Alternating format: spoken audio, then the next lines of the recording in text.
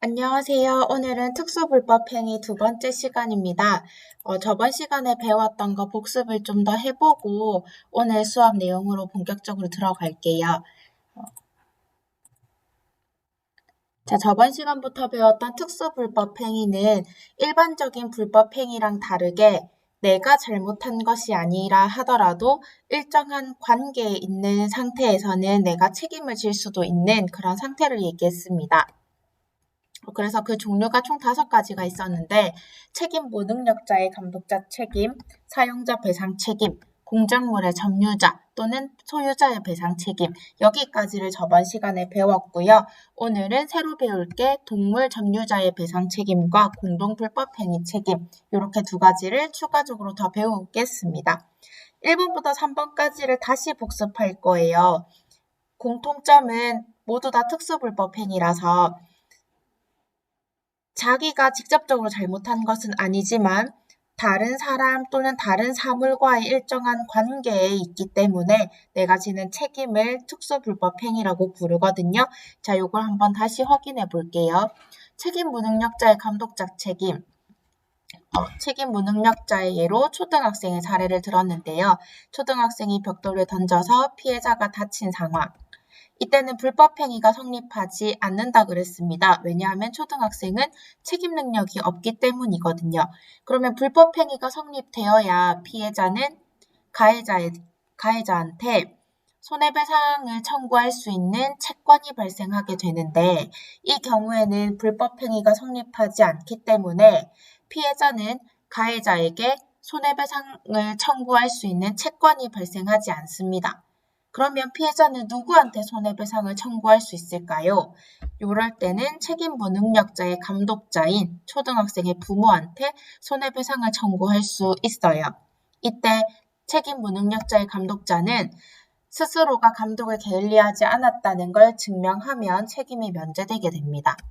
그럼 이 사례에서 초등학생인 가해자는 책임 능력이 없기 때문에 불법행위가 성립하지 않았고 그래서 피해자는 가해자한테 손해배상을 청구할 수 있는 채권이 발생하지 않았는데요. 이때는 부모인 책임 무능력자의 감독한테 손해배상을 청구할 수 있게 됩니다. 이때 부모가 지는 책임을 책임 무능력자의 감독자 책임이라 부르고 이것이 특수불법행위에 의한 책임입니다. 사용자 배상 책임은 일단 피용자가 오토바이로 피자 배달을 하던 중에 사람을 쳤어요. 그래서 피해자가 다쳤는데 중요한 건 이것은 업무를 수행하던 도중에 일어난 불법행위라는 겁니다. 일단 요거는 불법행위가 성립이 되었기 때문에 피해자는 이 가해자한테 손해배상을 청구할 수 있지만 이때 직원한테 각종 병원비 등등을 청구하게 되면 쉽게 받지 못할 가능성이 커요. 이 피용자 자체가 그 손해배상을 해줄 만한 능력이 많이 없기 때문에 그래서 이 특수불법행위 책임 자체가 피해자한테 온전하게 손해배상을 쉽게 해주도록 하기 위해서 만든 법이기 때문에 피해자가 쉽게 손해배상을 받기 위해서는 피용자뿐만 아니라 사용자한테도 손해배상 청구를 할 수 있도록 되어 있습니다. 그래서 피해자는 옵션이 2가지라고 했어요. 직원한테 할 수도 있고 사용자한테도 할 수도 있고 그래서 이게 업무 수행 중에 일어난 불법행위이기 때문에 피해자는 2가지 옵션이 생기게 된 겁니다. 둘 중에서 사용자한테 받기가 더 쉬울 거고요. 이때 사용자는 피해자한테 손해배상을 해주면서 나중에 직원한테 월급에서 깔 수도 있고 이거는 회사 자체에서 책임을 지겠다 할 수도 있어요. 아무튼 사용자가 손해배상 청구를 받을 수 있는데 이때 사용자가 피용자의 선임 및 사무감독에 상당한 주의를 다했다는 걸 증명하면 책임이 면제됩니다. 정리하면 피용자가 지는 손해배상 책임은 일반 불법행위로 손해배상 책임을 지는 거지만 사용자가 지는 책임은 자기가 직접적으로 한 것이 아님에도 불구하고 지금 이 고용관계라는 일정한 관계 때문에 책임을 지는 것으로 특수불법 행위에 의한 손해배상 책임을 지게 됩니다. 그래서 이 사례에서 해결 방법이 이렇게 나왔죠. 피해자가 충분한 배상을 받을 수 있도록 하기 위해 사고를 낸 사람뿐 아니라 그를 고용한 사람도 손해배상 책임을 지도록 하고 있습니다. 이때 그 사용자가 지는 책임이 특수불법행위에 의한 책임입니다. 공작물의 점유자, 소유자 배상 책임 하면서 우리 점유자와 소유자의 개념도 한번 확인을 했었고요. 공작물, 정원이 있고요. 그 정원에서 나무가 넘어져 옆집 담이 무너진 사례에서 피해자는 자신의 집 담이 무너져서 멘붕인 상태입니다. 이때 당연히 공작물이기 때문에 공작물은 권리 능력을 갖는 자연인이나 법인이 아니죠. 그래서 피해자는 공작물한테 손해배상 책임을 지게 할 수가 없습니다. 그래서 누구한테 손해배상 책임을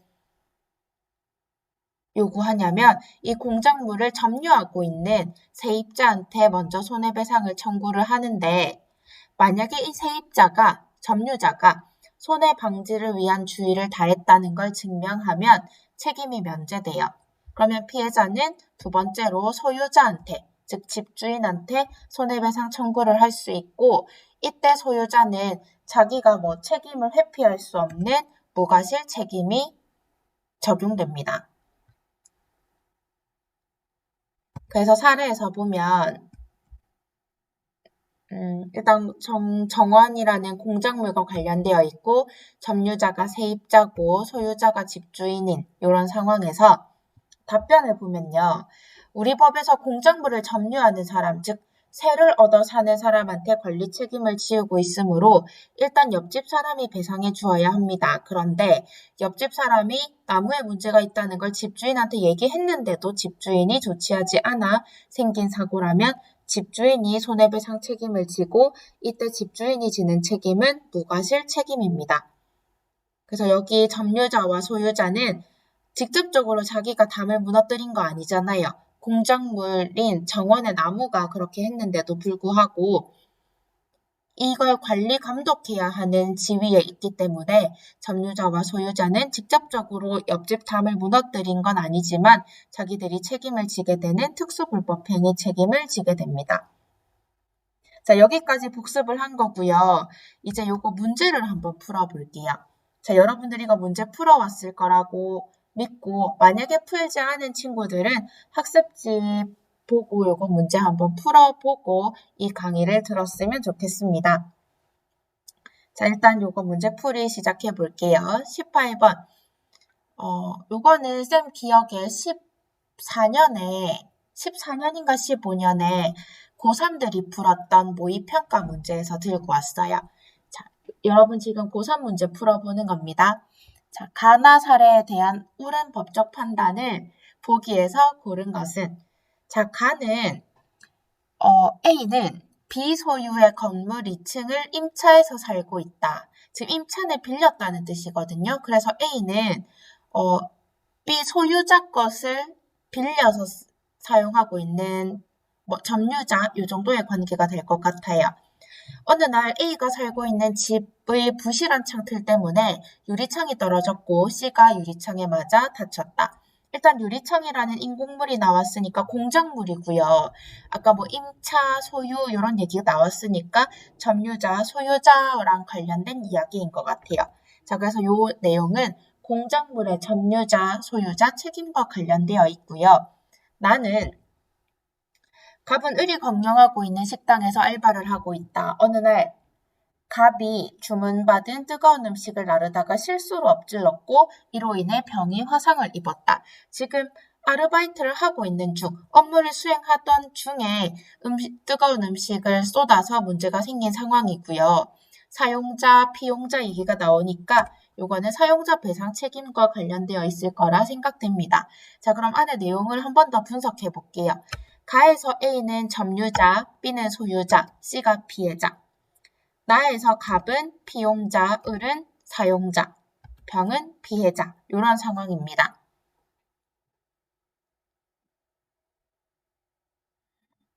일단 결론적으로 얘기를 하면 가는 공작물 점유자, 소유자 책임이기 때문에 일단 피해자 C는 점유자한테 먼저 얘기를 할 거고요. 근데 만약에 점유자가 자기가 관리 감독해야 될 거 이런 것들을 다 잘했다라고 하면 2차적으로 그 다음번에는 소유자가 책임을 지게 되는데 이때 소유자는 면책을 할 수 없는 무과실 책임이 적용되죠. 자, 나에서는 피해자 병은 두 가지 옵션을 가지고 있어요. 피용자 갑 또는 사용자 을한테 각 그 손해배상 책임을 지게 할 수 있는데 사실 피용자한테 책임을 지게 하는 건 일반 불법 행위로 책임을 지는 거고요. 사용자한테 하는 건 특수 불법 행위에 의해서 책임을 지게 하는 겁니다. 사실 피해자 입장에서는 피용자보다 사용자한테 손해배상을 청구하는 게 나중에 더 받기가 쉽거든요. 그래서 병은 옵션이 두 가지라는 거. 갑과 을 둘 중 한 명한테 손해배상을 청구해도 상관없다는 거. 자, 요거 볼게요. 기억번.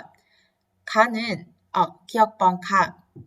C의 손해에 대한 1차적인 책임은 B가 아니라 점유자인 A가 집니다. 점유자가 만약에 손해 방지를 위한 의무를 다했다면 그 다음번에 소유자가 무과실 책임을 지게 되는 거죠. 니은 가. C는 A에게 특수불법행위 책임을 물을 수 있다. 그렇죠. 여기 특수불법행위 책임은 이때 공작물 점유자의 책임을 말하는 겁니다. 그래서 니은이 맞고요. 디귿번. 병은 갑에게 손해배상 책임을 물을 수 없다. 아닙니다. 물을 수 있습니다. 갑의 과실에 대해서 일반 불법행위 책임을 물을 수 있고요. 고의로 했진 않을 거잖아. 1번. 을은 병의 손해에 대해서 사용자 배상 책임을 질 수 있습니다. 이때 사용자 배상 책임이 특수불법행위 책임이죠. 그래서 답은 니은과 리을에 해당하는 4번이 답이 됩니다. 문제를 풀어보니까 조금 더 감이 오는 것 같죠? 자, 이제 오늘 본격적인 내용으로 들어갈게요. 동물 점유자 배상 책임입니다. 일단 점유자니까 동물을 현재 가지고 있는 사람이 책임을 진다는 내용인데요. 동물이 있습니다. 이 동물이 사람을 물어서 피해자가 다쳤어요. 이때 피해자는 동물한테 손해배상을 청구할 수 없잖아요. 왜냐하면 동물은 권리 능력이 없거든요. 우리 그때 해밍웨이 고양이 그 글 기억나요? 권리 능력은 자연인과 법인만 가질 수 있기 때문에 고양이와 같은 동물은 상속권과 같은 권리를 가질 수가 없다고. 그래서 동물은 권리와 의무를 가질 수가 없습니다. 그래서 피해자는 동물한테 손해배상을 청구할 수가 없고요. 그래서 누구한테 손해배상을 청구할 수 있냐면 이 동물을 현재 데리고 있는 동물 점유자한테 손해배상을 청구할 수 있고 이때 동물 점유자는 동물의 종류와 성질에 따라 그 보관에 상당한 주의를 기울였다는 걸 증명하면 책임이 면제됩니다. 그렇다고 해서 피해자가 소유자한테 더 무과실 책임을 물을 수 있느냐? 그런 건 아니에요. 그래서 동물과 같은 상황에서는 동물 점유자한테까지만 배상 책임을 물리고 있습니다. 그래서 이 사례를 보면 공원에서 개한테 물렸는데 개를 데리고 있던 사람은 친구의 개를 잠시 산책시켜주던 중이었다며 치료비를 못 주겠다고 합니다. 자, 여기 이 상황 소유자와 점유자가 다른 상황입니다. 보통은 소유자와 점유자가 같겠죠. 그러니까 내 강아지를 내가 산책시키러 나온 거라면 소유자와 점유자가 같을 텐데 이 상황은 친구의 개를 내가 데리고 나왔단 말이에요. 그러면 친구가 소유자고 내가 점유자인데 책임을 누가 지냐면 점유자가 집니다. 답변을 볼게요. 개를 산책시켜주고 있던 그 사람한테 손해배상을 청구하세요.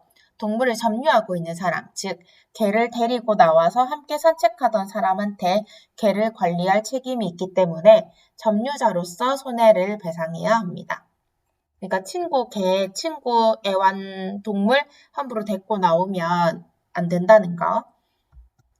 자, 이제 5번째, 공동불법행위 책임입니다.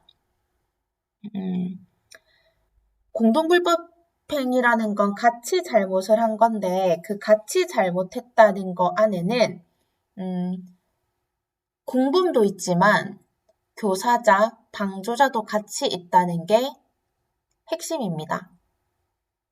그러니까 만약에 폭행을 저질렀는데 그 폭행을 나도 저지르고 친구도 같이 저질렀어요. 그러니까 나도 때리고 너도 때렸어. 그러면 우리는 함께 잘못을 했기 때문에 공동불법행위 책임이라고 당연히 그렇게 상식처럼 이해가 되잖아요. 그런데 직접 때리지 않더라도 그 때리는 행위에 도움을 준 사람들도 이 공동불법행위 책임에 포함이 된다는 게 포인트입니다. 자, 여기 큐를 읽어볼게요. 우리 아이가 같은 반 친구들로부터 집단 폭행을 당했어요. 그런데 서로 책임이 없다면서 손해배상을 안 해주려고 합니다. 자, 지금 폼에 안겨있는 이 학생이 맞은 학생 같고 그 뒤에 짝다리를 짚고 있는 4명의 학생들이 이 폭행에 가담을 한 상태인 것 같은데요.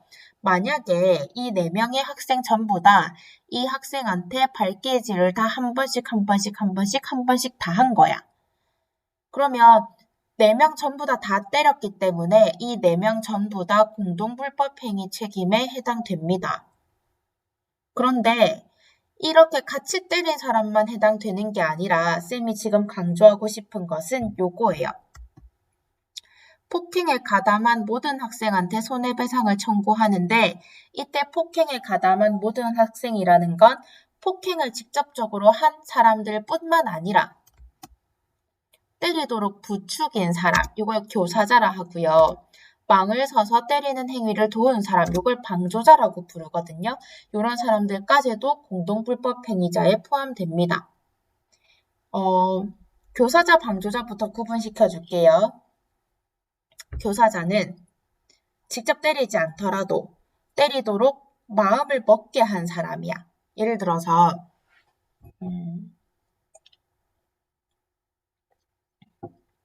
평소에 저 친구가 되게 마음에 안 들어 하고 있었어, 내가. 쟤 진짜 보기 싫다라고 내가 마음을 그렇게 생각하고 있었는데 옆에 있던 다른 친구가 야, 그러면 너 쟤 한번 때려. 이렇게 부추긴 거예요. 그러니까 나는 쟤를 때릴 마음은 없고 그냥 마음에 안 든다 그 정도였는데 다른 친구가 나보고 쟤를 때리라고 막 마음을 부추긴 거야. 그래서 내가 쟤 때려야지라고 마음을 먹게끔 한 사람. 그걸 교사자라고 불러요. 때리도록 마음을 먹게끔 한 사람. 여기서는 때리도록 부추긴 사람이라고 되어 있는데 똑같은 뉘앙스입니다. 때리도록 또 어떤 잘못을 저지르도록 마음을 먹게끔 한 사람을 교사자라고 부르고요. 그게 아니라 이제 마음을 먹었어. 마음을 먹었는데 쟤를 어떻게 때리면 좋지? 뭐 압정으로 찌를까? 야구빠따로 때릴까? 뭐 이렇게 막 고민을 할 때 뭐 무기를 가져다 준다든지 야 이걸로 때리는 게 벽돌로 때리는 게 더 좋아. 라고 무기를 가져다 준다든지 아니면 내가 그 행위를 할 때 망을 봐줌으로 인해서 나를 도와줬다든지 그러니까 여기서는 망을 서서 때리는 행위를 도왔다고 얘기되어 있는데요. 뭐 마약을 가져다 준다든지 뭐 아무튼 그런 나쁜 행위를 옆에서 도운 사람을 방조자라고 불러요. 그러면 교사자와 방조자는 직접적으로 같이 때린 사람들은 아니지만 이런 폭행이 일어날 수 있게끔 가담을 했다는 측면에서 함께 공동불법행위 책임을 지게 됩니다. 이렇게 공동불법행위 책임을 지게 되면 그래서 직접 때리지 않더라도 교사자와 방조자도 공동불법행위자에 포함이 된다는 거. 당연히 같이 때렸으면 공동불법행위자가 되지만 교사자와 방조자인 경우에는 너네가 그냥 쌤 얘네들은 직접 때린 건 아닌데요 라고 하면서 그냥 여기에 포함시키지 않을까 봐 쌤이 조금 더 강조를 할게요. 자, 일단 공동불법행위 책임이 되면 연대 책임이라는 걸 지게 되는데 연대 책임이라는 것도 요거 쉽게 처음에는 이해가 안 될 거거든요. 여기 열심히 설명해 볼게요. 자, 지금 공동불법행위 책임을 지는 요 4명의 학생들이 있는데 피해자인 아이가 만약에 손해배상금을 100만 원을 받아야 한다고 계산이 되었다고 나와보자. 그러면 이 4명한테 각각 25만 원, 25만 원, 25만 원, 25만 원 해서 받아야 되잖아요. 그런데 이 피해자인 아이가 이 4명 한 명 한 명 얼굴도 보기 싫을 텐데 이 4명 한 명 한 명한테 가서 25만 원 달라 얘기도 해야 되고 이게 들어오는지 제때 들어오는지 확인도 해야 되고 이 피해자인 아이한테 2차적인 피해가 생길 것 같지 않아? 막 스트레스 받고 이 손해배상금을 받는 그 과정 자체가 이 아이한테 더 힘이 들 거라고요. 그래서 법에서 어떻게 해놨냐면 지금 이 손해배상금 100만 원을 이 4명의 학생 그 어떤 사람한테도 전체 금액을 요구할 수 있어요. 그러니까 이 피해 학생이 첫 번째 여기 옆에 째려보고 있는 요 학생한테 100만 원을 요구하면 이 째려보는 학생 요 아이가 100만 원을 전체 다 줘야 되고요. 이제 그 100만 원을 얘네끼리 어떻게 나눠서 분담할지는 이제 얘네 문제가 되는 거야. 그래서 피해자가 그러니까 피해자가 이런 피해 보상금을 받는 과정에서 받을 수 있는 스트레스를 최소한으로 시켜주기 위해서 이런 조치를 만든 것 같아요. 자, 다시 연대 책임이라는 걸 같이 책임을 진다는 건데요. 원래라면 이 4명의 학생이 똑같이 잘못을 했을 때 각각 25만 원씩 피해 보상금을 줘야 되겠지. 그렇게 해서 100만 원을 만들어서 이 학생한테 줘야 됩니다. 그런데 이 4명의 학생이 진짜 곱게 각자 25만 원씩 각출해서 100만 원을 봉투에 담아가지고 아니면 계좌로 깔끔하게 보내준다는 보장이 없거든요.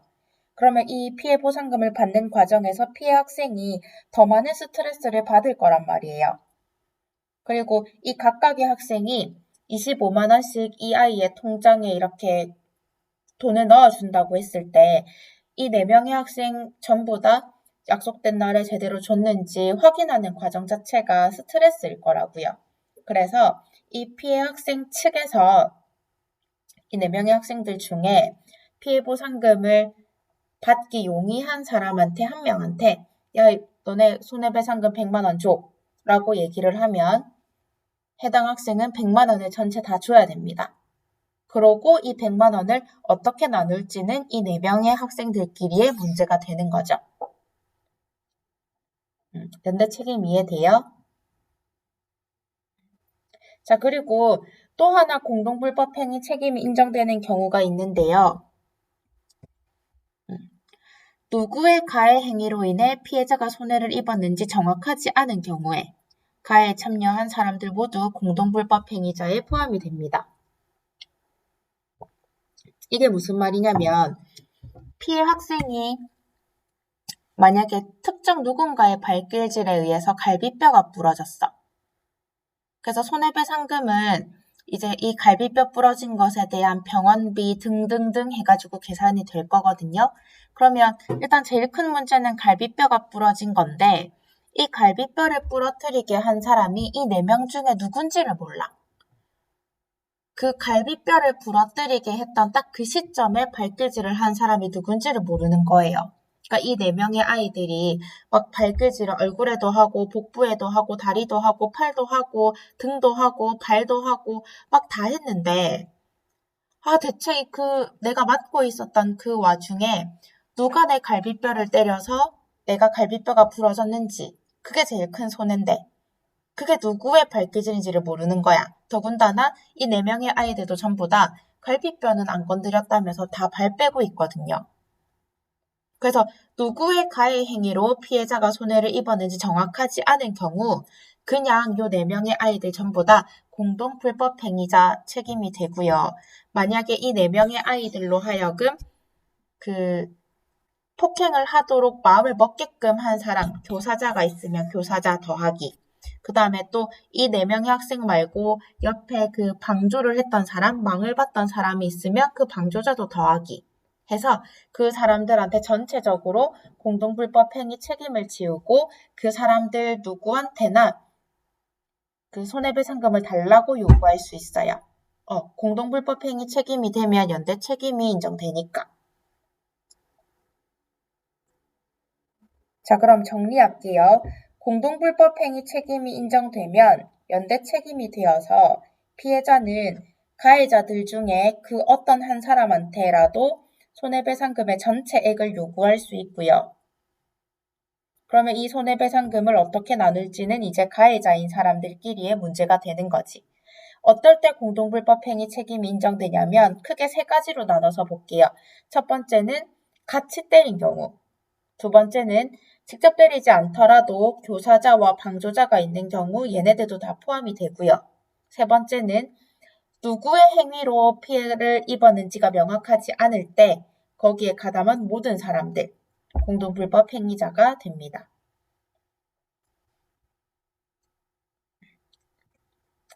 자, 그럼 이렇게 총 5가지 해서 우리 그 특수불법행위 책임을 살펴봤는데요. 특수불법행위는 정말 시험에 자주 많이 나오는 문제니까요. 요거 꼼꼼하게 필기해서 두고 사례랑 같이 보기를 바랄게요.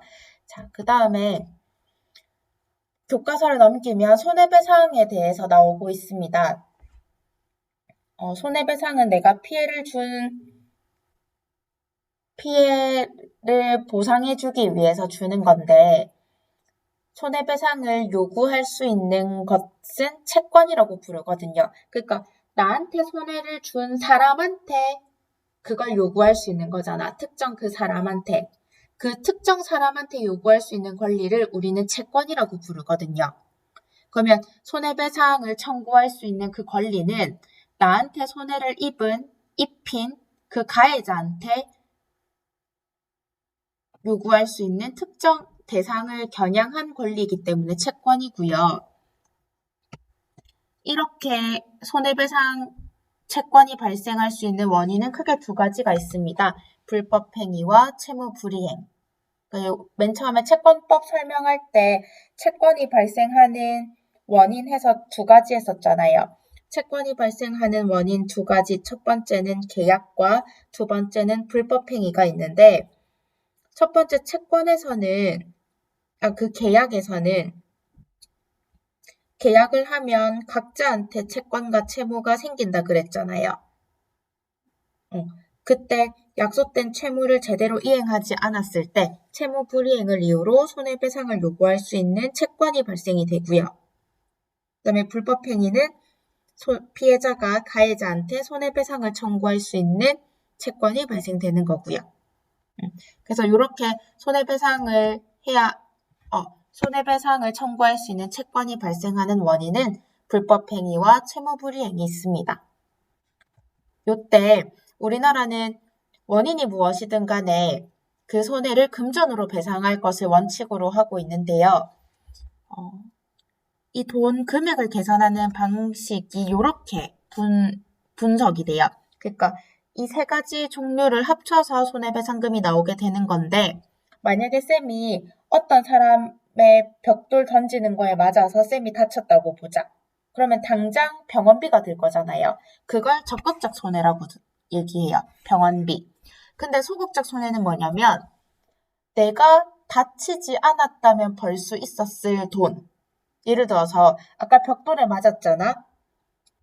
그 벽돌을 맞음으로 인해서 쌤이 병원 신세를 지고 있으니까 만약에 알바를 했다면 알바를 못 나갈 거고요. 지금 직장 생활도 못 하겠지.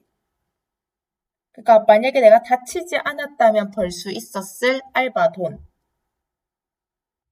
내가 만약에 다치지 않았다면 직장을 다니면서 벌 수 있었을 돈. 그런 것들을 소극적 손해라고 불러요. 그래서 만약에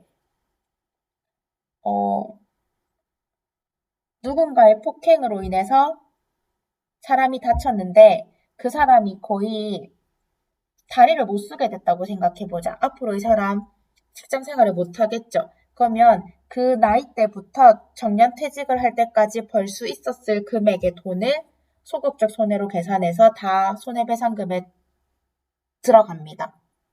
그러니까 지금 적극적 손해에 해당되는 병원비 했고요. 그 다음에 내가 다치지 않았다면 벌 수 있었을 금액의 돈을 소극적 손해로 계산해서 금액을 계산해줘요. 만약에 직장이 없는 사람이라면 이 사람이 다리를 못 쓰게 됐을 때 앞으로 이 사람이 직장을 가지게 된다면 벌 수 있었을 금액의 돈을 최저임금 이런 것들을 계산해서 물가 상승률 이런 것들을 계산해서 계산을 해주겠죠. 그 다음에 위자료는 정신적 충격에 의한 손해배상금이라서 이런 것 같은 경우는 단순히 물건을 잃어버렸다, 사기를 당했다 그 정도 가지고는 안 되고요. 조금 더 있는 범죄랑 관련해서는 위자료가 계산이 되더라고요. 그래서 적극적 손해, 병원비, 소극적 손해, 내가 다치지 않았다면, 피해를 입지 않았다면 벌 수 있었을 금액의 돈, 그리고 정신적 충격에 의한 위자료, 요 세 가지 금액을 다 더해서 금전으로 배상하는 것이 원칙입니다. 만약에 가해자가 이런 것들을 딱딱딱 다 계산해서 그냥 한 번에 다 준다면 그걸로 합의가 되는 거지만 사실 이렇게 합의가 깔끔하게 이루어지지 않는다면 우리는 소송을 통해서 이걸 받을 수밖에 없고요.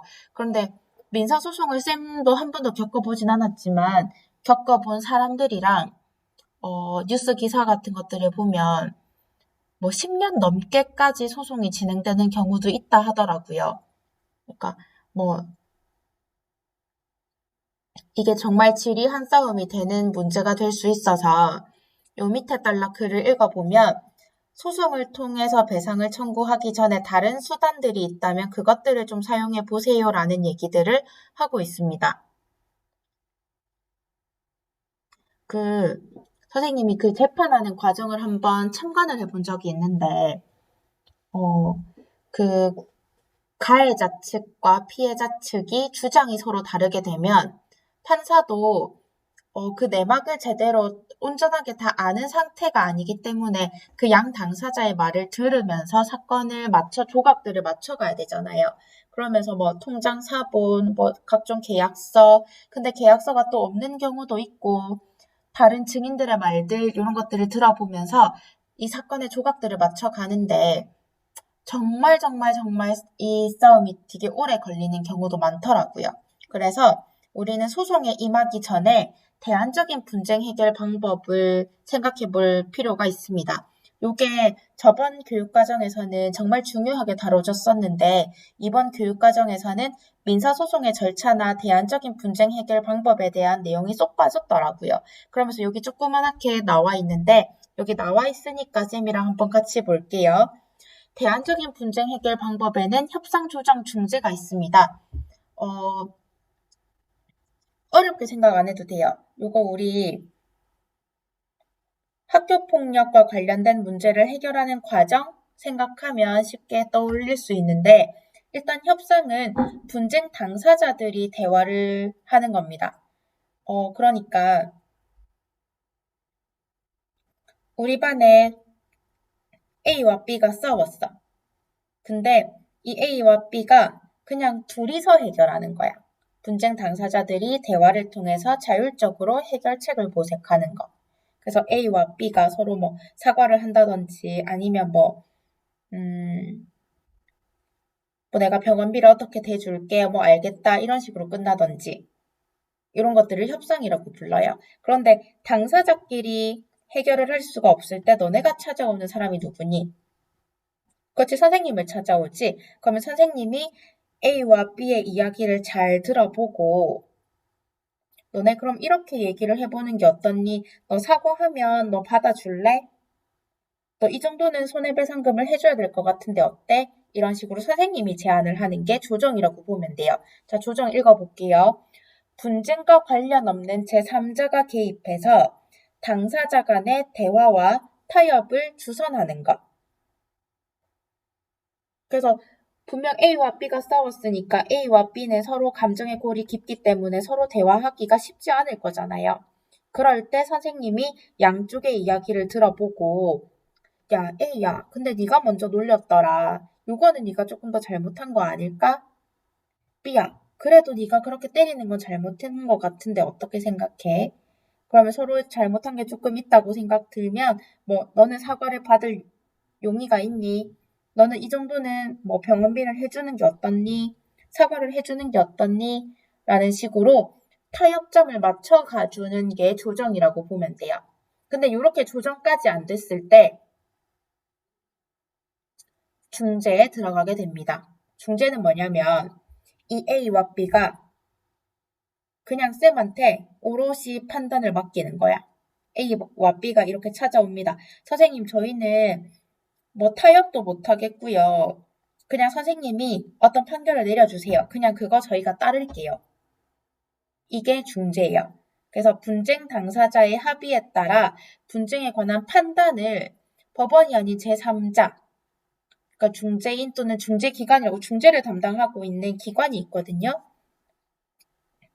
그 기관한테 맡겨서 그 판단에 복종함으로써 분쟁을 해결하는 방법입니다. 그래서 법원에 가면 중재를 담당하고 있는 또는 조정을 담당하고 있는 사람들이 계세요. 그래서 조정을 신청하면 그분들이 조정에 임해 주실 거고요. 중재를 신청하면 그 중재를 담당하고 계신 분이 와서 그 각각의 이야기를 들어보고 중재안을 제시를 할 거예요. 근데 만약에 이 중재안을 양 당사자가 받아들이지 않게 되면 이제 소송으로 들어가는 거죠. 자, 오늘도 내용이 좀 많았는데요. 하나만 더 할게요. 아까 민법에서는 손해를 금전으로 배상하는 게 원칙이라고 했잖아요. 그런데 명예훼손과 관련돼서는 금전 배상만으로 충분하지 않기 때문에 법원은 피해자의 청구에 따라서 명예회복에 관한 적당한 처분을 할 수 있습니다. 그러니까 돈을 주는 것 말고도 플러스로 다른 것들을 요구할 수 있는데요. 이거 실제로 연예인과 관련돼서 되게 많이 명예훼손이 일어나고 있잖아요. 거기 밑에 사례를 읽어보면 연예인 A씨가 땡땡 언론사를 상대로 명예훼손에 관한 손해배상과 사죄 광고를 요구하면서 소송을 제기했답니다. 실제로 이런 이야기가 많고요. 쌤이 아는 내용으로는 어떤 미스코리아가 뭐 불륜이 났다고 어떤 잡지사에서 기사를 냈던, 그래서 그 미스코리아가 잡지사를 상대로 명예훼손에 관한 손해배상을 청구하면서 나 이대로 그냥 못 있겠다. 너무 스트레스도 많이 받고 너무 피해가 크니까 나는 사과를 받고 싶다. 라고 하면서 언론사에 사죄 광고를 요구했던 일이 있었습니다. 요거에 대해서 헌법재판소가 어떻게 판단을 내렸냐면요. 사죄 광고를 요구한 건 헌법에 위반된다고 얘기를 했어요. 그러니까 양심의 자유를 침해한다고. 이게 헌법재판소에서 그렇게 판결을 내렸는데 헌법재판소가 이렇게 판결을 내렸지만 요거에 대한 반론도 있습니다. 옆에 그 초록 색깔 화살표를 보면 명예훼손 같은 경우는 금전적인 보상만 가지고는 충분한 회복이 이루어지지 않는다. 그리고 사죄 광고가 뭐 양심의 자유를 침해한다고 했을 때 명예훼손을 당한 사람의 고통은 생각하지 않느냐, 뭐 이런 식의 반론도 일어나고 있네요. 그래서 지금까지의 판결은 헌법재판소의 그 판결은 그렇습니다.